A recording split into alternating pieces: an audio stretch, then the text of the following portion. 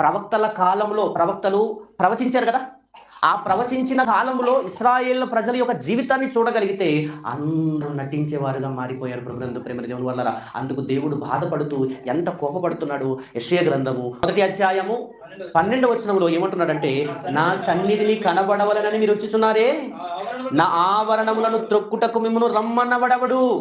అంటే మీరు ఎలా వస్తున్నారు? నటించడానికి వస్తున్నారు. నటించడానికి వస్తున్న వాడికి దేవుడు ఏమంటున్నాడు? నా సన్నిధిని కనబడవలనని నటించాలని వస్తున్నారు, కానీ జీవించడానికి మీరు రావటం లేదు అని చెప్తూ, మీరు ఏమి ఇచ్చినా నాకు వద్దు.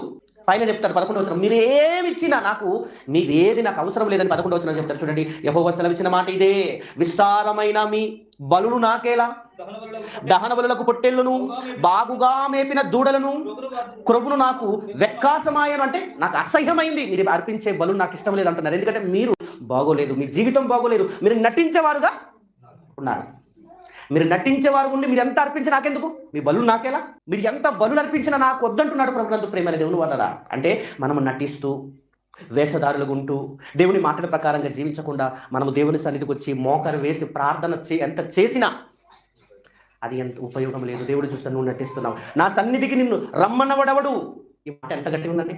మరోసారి చదువుతున్నా చూడండి, 1వ అధ్యాయం 12వ వచనంలో, నా సన్నిధిని కనబడవలనని మీరు వచ్చుచున్నారే, నా ఆవరణములు త్రొక్కుటకు మిమ్మల్ని రమ్మన్నవడవడు. ఇది ఎవరికి చెప్తున్నారు అనుకుంటున్నారు? నటించే వారికి, వేషధారులకు. వేషాన్ని వేసుకొని నేను కూడా క్రైస్తవున్నే, నేను కూడా భక్తున్నే, నేను కూడా విశ్వాసినే, నేను కూడా దేవుని నమ్మిన వాడినని వచ్చి కూర్చొని ఏదో గొప్ప ప్రేమ చూపిస్తారు చూసారా.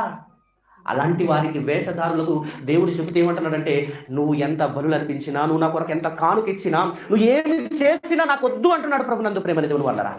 నువ్వు ఏమి ఇచ్చినా నాకు వద్దంటూ, మీ నైవేద్యములు వ్యర్థము, అది నాకు అసహ్యము పుట్టించు ధూపార్పణము, దానికను తేకండి అంటున్నాడు. తేకుడి. అమావాస్యయు విశ్రాంతి దినమును సమాజ కూట ప్రకటనములు జరుగుతున్నవి. పాపుల గుంపు కూడి ఏం చేస్తున్నారట? పాపుల గుంపు కూడి ఉత్సాహ సమాజమును నేను ఓర్చజాలను అంటున్నాడు చూసారా. మీ అమావాస్య ఉత్సవములు, నియామక కాలములు నాకు హేయములు, అవి నాకు బాధకరములు, వాటిని సహింపలేక విసిగి ఉన్నాను అంటున్నాడు. మీరు మీ చేతులు చాచునప్పుడు మిమ్మల్ని చూడక నా కనులను కప్పుకుందును, మీరు బహుగా ప్రార్థన చేసినను నేను వినను. అంటే ఇశ్రాయేలు ప్రజలు, ప్రవక్తలు ఉన్న కాలంలో, యెషయా ప్రవక్త అని ప్రవక్తున్నాడు కదా, ఆ ప్రవక్తల కాలంలో వీరు నటించేవారుగా, వేషధారులుగా, దేవుని మాటలు వినని వారుగా ఉంటున్న వారికి ఏం చెప్తున్నాడంటే, మీరు నా కొరకు ఎంత బలులు అర్పించినా మీ బలు నాకు వద్దు. మీరు ఏమి ఇచ్చినా, మీరు అలా కూడి నా దేవుని పేరట ఏదో గొప్ప కార్యం చేస్తున్నారు అనుకుంటున్నారేమో, అది నాకు అసహ్యమైనది అంటున్నాడు.